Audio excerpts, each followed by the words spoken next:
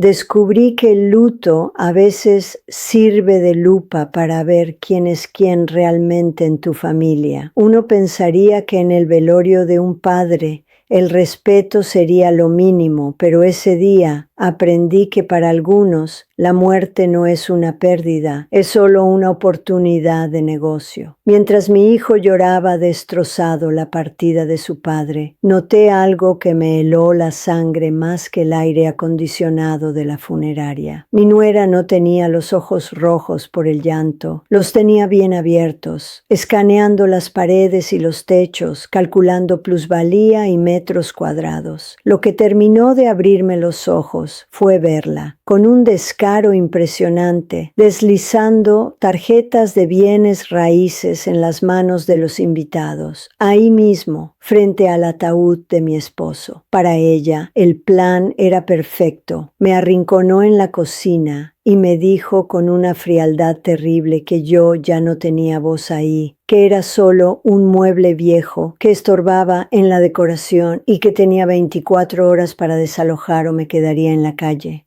Pobre muchacha. Se le olvidó que este mueble viejo fue quien hizo toda la instalación eléctrica de esa casa con sus propias manos. Creyó que me iba a fundir como un foco barato ante su amenaza, sin saber que yo tenía guardado un documento notarial capaz de cortarles la luz de golpe. La ambición es mala consejera, pero subestimar a una viuda que defiende su patrimonio es un error fatal. Hay un zumbido constante en las lámparas fluorescentes de la funeraria que nadie más parece notar. Es un balastro viejo, de esos magnéticos que ya casi no se usan, vibrando a 60 ciclos por segundo. Llevo 40 años trabajando como electricista aquí en Monterrey y ese sonido siempre me ha parecido el latido de un edificio enfermo.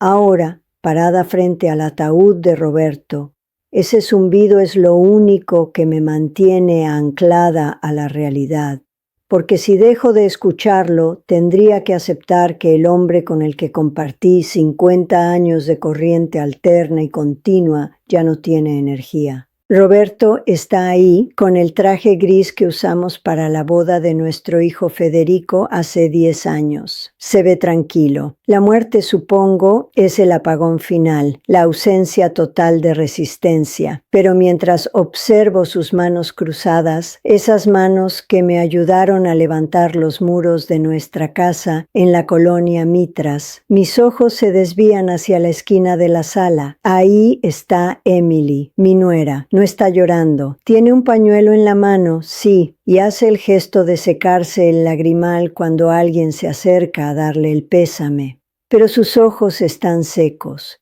Están escaneando la sala, las molduras del techo, y sé, con la certeza de quien sabe detectar una fuga de corriente, que no está pensando en la muerte. Está pensando en metros cuadrados. Está calculando plusvalía.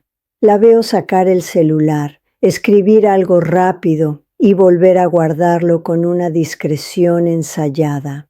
La gente dice que el dolor nos ciega, pero yo creo que hace lo contrario. Nos da una visión de rayos X. Veo a través de su vestido negro de marca. Veo a través de la postura encorvada de mi hijo Federico a su lado. Veo la estructura de sus intenciones. Emily mira hacia el pasillo, hacia la salida, como si el velorio fuera un trámite burocrático, un interruptor que hay que apagar para poder empezar la demolición. Federico se acerca al ataúd, le tiembla la barbilla. Él sí siente dolor, lo sé, pero es un dolor blando, sin cimientos. Siempre fue así. Roberto y yo tratamos de hacerlo fuerte, como el acero reforzado, pero salió maleable como el cobre recocido. Emily le pone una mano en el hombro y él se tensa. No es consuelo lo que ella le ofrece, es control. Es la dueña del interruptor y él es solo el foco que ella prende y apaga a voluntad.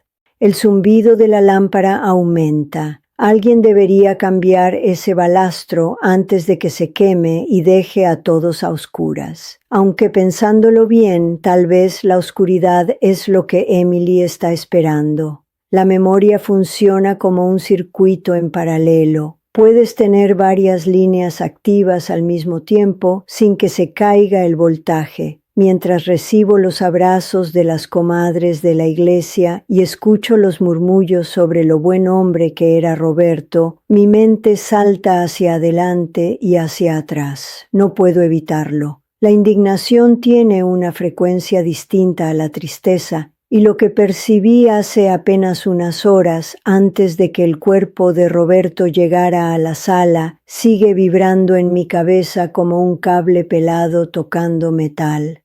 Fue un detalle pequeño, casi invisible para un ojo no entrenado. Habíamos llegado temprano a la funeraria para arreglar los papeles. Emily se había ofrecido a traer café para los que íbamos llegando. Yo estaba sentada en una de las bancas de vinipiel, con la mirada perdida en la alfombra gris cuando la vi. Estaba hablando con uno de los primos lejanos de Roberto, un hombre que sé que trabaja en bienes raíces en San Pedro. No escuché la conversación completa. La distancia y el ruido del aire acondicionado actuaron como aislantes, pero vi el gesto. Vi el movimiento rápido de su mano, el deslizamiento de una tarjeta blanca y rectangular desde su bolso hacia la mano del primo, y vi la sonrisa. No era una sonrisa de duelo compartido, era una sonrisa de negocios, una sonrisa de hablemos mañana. ¿Quién reparte tarjetas de presentación en el velorio de su suegro? La vida me ha enseñado que la decencia es como la toma de tierra en una instalación. No la ves, no parece hacer nada importante, pero si no está ahí, la primera sobrecarga te mata. Emily no tenía tierra, estaba flotando, cargada de estática y ambición. Me levanté y fui al baño solo para lavarme la cara, para quitarme la sensación de suciedad que no venía del polvo, sino de esa visión. Al mirarme al espejo, vi a una mujer vieja, con el pelo gris recogido y las manos ásperas de tanto pelar cables y apretar tuercas. Pero mis ojos seguían siendo los mismos que cuando tenía 20 años. Ojos que saben leer diagramas complejos, y el diagrama que Emily estaba trazando era claro: venta rápida, liquidez inmediata, borrón y cuenta nueva.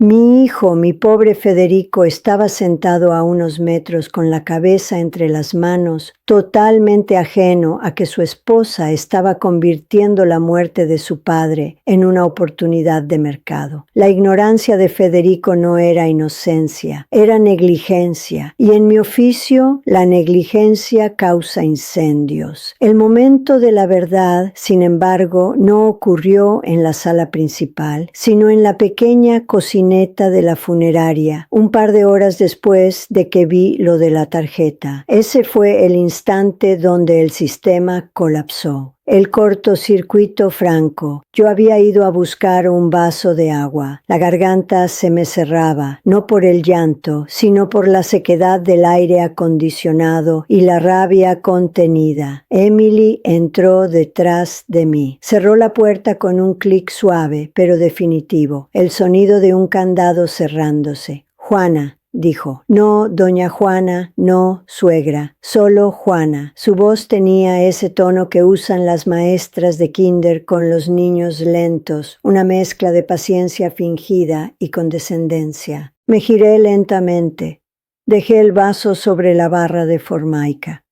Dime, Emily. Ella se alisó el vestido, como quitándose una pelusa imaginaria. Federico y yo hemos estado hablando. Bueno, yo he estado pensando por los dos, porque él está deshecho, pobrecito. Hizo una pausa, esperando que yo le agradeciera su fortaleza. Creemos que no es bueno que usted se quede sola en esa casa tan grande en la colonia Mitras. Es mucho mantenimiento. Las tuberías, la luz, todo es viejo, como usted. Sentí el calor subir por mi cuello, pero mantuve la cara fría. La termodinámica enseña que el calor se transfiere, pero yo soy un material aislante. Esa casa la construimos Roberto y yo con estas manos, dije, levantando mis palmas. Yo hice la instalación eléctrica. Roberto levantó los muros. No es vieja, es sólida. Emily soltó una risita seca, como el chasquido de una chispa. Ay, Juana, no sea romántica. El terreno vale más que la construcción. Ya tenemos un interesado. Con el dinero podemos pagarle un asilo muy bonito en las afueras donde la cuiden. Y lo que sobre, bueno, servirá para que Federico y yo empecemos de nuevo en un lugar mejor. Usted ya no tiene voz aquí. Todo pasó a manos de su hijo en el momento en que Roberto murió. La ley es clara. Dio un paso hacia mí, invadiendo mi espacio personal. Usted es un mueble más en esa casa, Juana. Un mueble antiguo que ya no cabe en la decoración. Hágaselo fácil a Federico. No lo obligue a echarla. En ese momento, la puerta se abrió y entró Federico. Miró la tensión en el aire. Miró a su esposa y luego me miró a mí. ¿Todo bien?, preguntó con esa voz débil que siempre me partía el corazón. Todo perfecto, amor, dijo Emily, cambiando su rostro instantáneamente a uno de dulzura. Solo le decía a tu mamá que no se preocupe por nada, que nosotros nos encargamos de todo. Miré a mi hijo. Esperé a que viera la maldad, a que defendiera a su madre, a que tuviera 1 miligramo de la dignidad de su padre. Pero Federico solo asintió, sacó su celular y fingió revisar un mensaje para no tener que sostenerme la mirada. Está bien, mamá. Emily sabe de números, hazle caso. Ahí entendí. No había circuito que salvar. El cableado estaba podrido desde adentro. Salí de la cocineta sin decir una palabra. La ira es energía, y la energía no se crea ni se destruye, solo se transforma. Yo transformé mi ira en acción mecánica. Necesitaba ir a casa. Le dije a mi hermana que me sentía mal, que necesitaba mis pastillas para la presión. Fue una mentira a medias. La presión la tenía por las nubes, pero la medicina que necesitaba no estaba en un frasco de farmacia. Estaba detrás de un panel falso en el cuarto de herramientas de Roberto. Tomé un taxi. El recorrido por las calles de Monterrey me pareció ajeno. El Cerro de la Silla se veía gris bajo la contaminación, indiferente a mis problemas. La ciudad sigue creciendo, devorando, construyendo torres de cristal sobre el sudor de los viejos como nosotros. Llegué a la casa, nuestra casa. El silencio era pesado, denso. Entré al taller de Roberto. Olía a aserrín y a aceite 3 en 1. Ese olor siempre me había dado paz, pero hoy me urgía. Moví el banco de trabajo. Detrás, en la pared, había una caja de registro eléctrico grande, de esas industriales. Para cualquier ladrón o para Emily, sería solo una caja de conexiones más. Peligro, alto voltaje. Saqué mi desarmador del bolsillo, no el de cruz, sino el plano, el que tiene la punta imantada. Quité los 4 tornillos con movimientos precisos. Adentro no había cables. Había una caja fuerte pequeña empotrada en el muro.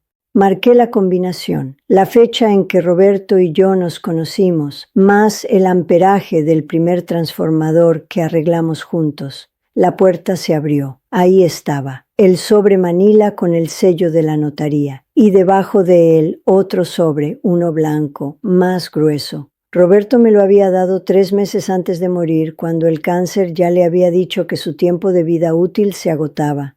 Por si acaso, vieja, me dijo, por si la princesa intenta algo. Tomé ambos sobres, pesaban, no en gramos, sino en historia. El papel es curioso, puede ser tan ligero como una pluma o tan pesado como una losa de concreto, dependiendo de lo que esté escrito en él. Me senté un momento en el banco de Roberto. Abrí el sobre blanco solo para confirmar que las fotos seguían ahí. Sí, eran claras, brutales.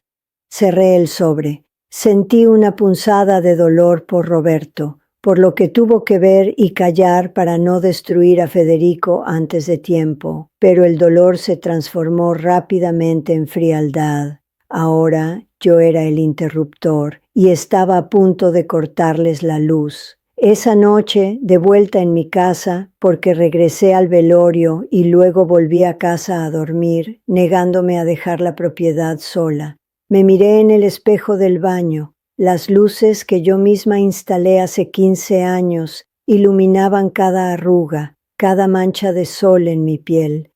Recordé cuando colamos el techo de esta habitación. Yo estaba embarazada de Federico.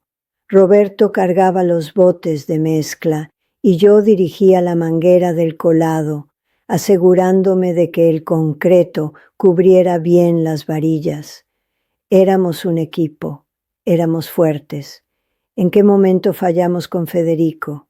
La ingeniería humana es más complicada que la eléctrica. En un circuito, si pones una resistencia adecuada, controlas el flujo. Con los hijos tratas de darles todo, de quitarles resistencia, pensando que así la corriente fluirá mejor. Pero lo que logramos fue crear un conductor sin aislamiento. Federico no tiene protección. Cualquiera puede conectarse a él y drenarlo. Emily lo vio desde el primer día. Vio a un hombre noble pero débil, con una herencia potencial asegurada. Me lavé la cara con agua fría. El agua de Monterrey siempre sale tibia en verano, no importa cuánto la dejes correr. Pensé en la frase de Emily: usted ya no tiene voz aquí. La voz no se pide, se ejerce, y la autoridad no viene de gritar, sino de saber dónde está el interruptor principal.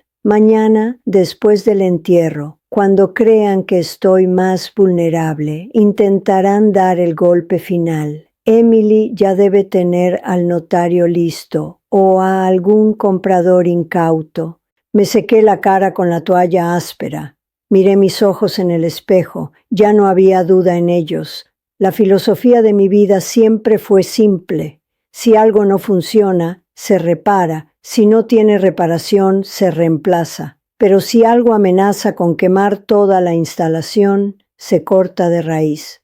Federico es mi hijo, mi sangre. Pero si mi hijo es el cable que está llevando el fuego a mi casa, tengo que desconectarlo también, al menos temporalmente, hasta que aprenda a ser su propia fuente de energía. El entierro fue rápido. El sol caía a plomo sobre el panteón y todos querían irse. Al regresar a la casa el ambiente cambió. Ya no había susurros de pésame. Había una tensión eléctrica en el aire, esa que se siente antes de una tormenta eléctrica. Federico se sentó en la sala, aflojándose la corbata. Emily no se sentó. Empezó a caminar por la sala, tocando los muebles, abriendo las cortinas como si ya fueran suyas. Bueno, Juana, dijo sin mirarme, ya pasó lo difícil, ahora hay que ser prácticos. Federico miraba al suelo. Hijo, le dije, ignorándola a ella, ¿tú estás de acuerdo con esto? ¿Con echar a tu madre de la casa que construyó tu padre? Federico levantó la vista. Sus ojos estaban rojos. Mamá, no es echarte, es reubicarte. Emily dice que tienes deudas que no conocemos, que la casa necesita reparaciones que no puedes pagar. Además, nosotros tenemos deudas también. El negocio no va bien. ¿El negocio no va bien? Pregunté suavemente. ¿O es que el estilo de vida de tu esposa cuesta más de lo que generas? No le hables así, saltó Emily, girándose bruscamente. Lo hacemos por tu bien. Estás vieja, Juana. Estás sola. Federico es el heredero universal. Así funciona la ley. Si no cooperas, tendremos que sacarte legalmente y será feo. Federico se encogió en el sofá. Mamá, por favor, es que tú ya estás sola. Nosotros estamos empezando. Necesitamos el capital. Papá hubiera querido ayudarnos. Tu padre hubiera querido que fueras un hombre, no un títere, dije. La frase salió con una calma que me sorprendió incluso a mí. Fue filosófica, distante, una observación empírica de la realidad. Federico bajó la cabeza, derrotado. La lealtad hacia su madre y la sumisión hacia su esposa luchaban dentro de él. generando un calor inútil que no movía ninguna máquina. Muy bien, dije, caminando hacia la mesa del comedor donde había dejado mi bolsa. Hablemos de lo que tu padre hubiera querido. Saqué el sobre blanco primero, el de las fotos. Emily dice que soy un mueble viejo, que no tengo voz, pero los muebles viejos guardan secretos y a veces los muertos hablan. Lancé el sobre la mesa de centro, frente a Federico. Se deslizó suavemente hasta detenerse cerca de sus rodillas. ¿Qué es esto?, preguntó Emily, con la voz un tono más aguda, la frecuencia del miedo. Ábrelo, Federico, ordené. Mi hijo obedeció. Sus manos temblaban. Sacó las fotos de Emily entrando a un motel en la carretera nacional, fotos de capturas de pantalla de conversaciones de WhatsApp impresas, conversaciones donde ella hablaba de el viejo, Roberto, y el inútil, Federico, y de cómo solo estaba esperando a que el cáncer hiciera su trabajo para vender todo e irse con su amante a Cancún. El silencio en la sala fue absoluto, más absoluto que en el panteón. Federico miraba las fotos una por una. Su rostro pasó de la confusión a la incredulidad y luego a un dolor puro, crudo. Emily, susurró, ¿quién es este tipo? ¿Es el instructor de tu gimnasio? Emily se puso pálida, como si le hubieran cortado el suministro de sangre de golpe. Eso es falso, gritó. Esa vieja loca las fabricó. Federico, no le creas, está senil. Roberto lo sabía, dije, mi voz resonando con la autoridad de un transformador de alta potencia. Me lo dio hace 3 meses. Contrató a un investigador. No te lo dijo Federico porque no quería que tus últimos días con él estuvieran manchados por esta basura. Quería que te despidieras de tu padre en paz, pero me dejó instrucciones claras. Si ella intentaba quitarme la casa, si ella mostraba su verdadera cara, entonces tenías que saberlo. ¡Mentira!, chilló Emily, lanzándose hacia las fotos para arrebatarlas. Pero Federico se puso de pie. Por primera vez en años vi una chispa en él. Apartó la mano de Emily con un manotazo brusco. No las toques, dijo él. Su voz temblaba, pero ya no de debilidad, sino de furia contenida. Emily retrocedió, respirando agitadamente. Su plan se desmoronaba, sus circuitos se quemaban. Entonces cometió el error final, el error del novato que mete el desarmador donde hay corriente viva. «No me importa», gritó con el rostro descompuesto. «De todas formas, la casa es de Federico, y como estamos casados por bienes mancomunados, la mitad es mía. Si me voy con mi dinero. Vende la casa ahora mismo, Federico, o te demando». Yo sonreí. Fue una sonrisa pequeña, triste, pero firme. «Ahí es donde te equivocas, muchacha». Saqué el segundo sobre, el Manila, el documento notarial. «Ustedes asumen que Federico es el heredero de esta casa. Pero Roberto no era tonto. Sabía con quién estabas casada, hijo. Hace 2 meses hicimos una donación en vida con usufructo vitalicio. Y no solo eso. Saqué el documento y lo puse sobre la mesa, lejos del alcance de Emily. Esta casa es mía, totalmente mía, escriturada a mi nombre, Juana Ramírez. Pero eso no es lo peor para ti, Emily. La miré directo a los ojos. Roberto descubrió que falsificaste su firma para pedir un préstamo a nombre de él hace 6 meses. Esos papeles que intentaste meter en el banco. El gerente era amigo de Roberto. Nos avisó. Tenemos las pruebas. Emily se quedó congelada. Tienes 24 horas, dije. Mi tono era de reporte, seco, enunciando hechos inalterables. Si en 24 horas no has sacado todas tus cosas de la casa de mi hijo, porque asumo que Federico no te querrá ahí, y te has largado de esta ciudad, no voy a poner una demanda civil.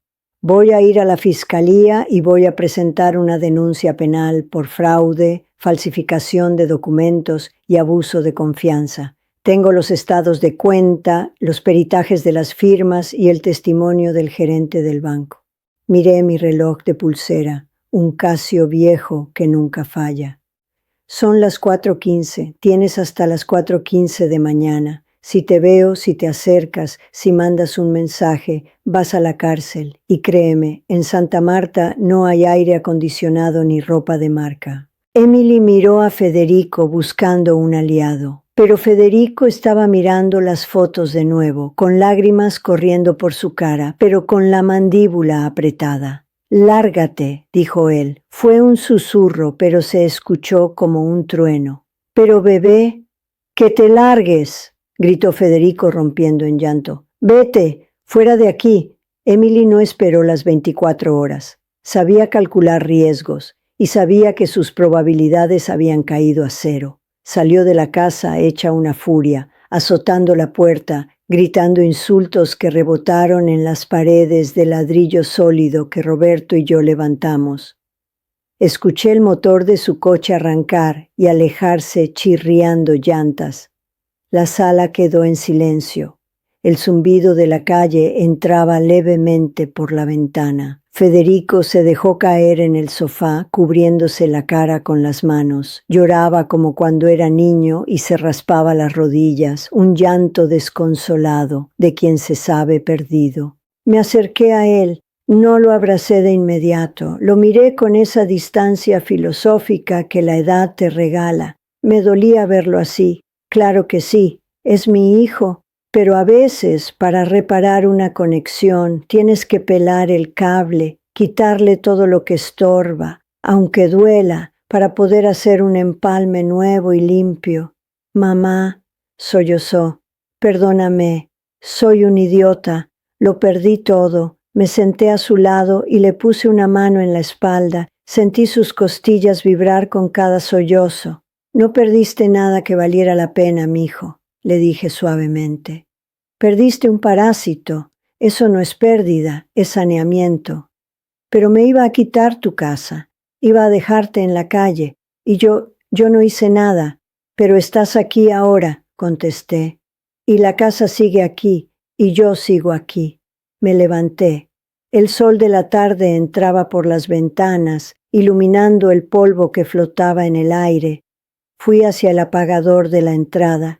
«Levántate, Federico, ayúdame a cerrar bien la puerta y luego vamos a cambiar la chapa». Él asintió, secándose las lágrimas con la manga de la camisa. Se veía roto, sí, pero por primera vez en mucho tiempo se veía real, sin la influencia de ella, sin la estática que ella generaba. Caminé hacia la cocina. Necesitaba un café, pero antes me detuve en el pasillo y miré el cuadro de Roberto. «Listo, viejo», susurré. «Circuito cerrado. La casa está segura». Federico se quedó en la sala mirando la nada, empezando el largo proceso de reconstruirse. Yo apagué la luz principal. No necesitamos tanta luz artificial ahora. La verdad ilumina suficiente, aunque a veces queme al mirarla de frente. La casa respiró. Yo respiré, y por primera vez en 3 días dejé de escuchar el zumbido molesto de las cosas que están a punto de romperse. Todo estaba en calma. Si esta historia te hizo pensar en tu propia familia, o si conoces a alguien que esté dejando que otros manejen su interruptor, déjame un comentario con tu ciudad. A veces uno necesita saber que no es el único que ha tenido que cortar los cables para salvar la casa. Comparte esto si crees que la dignidad no tiene precio ni edad. Gracias por escucharme.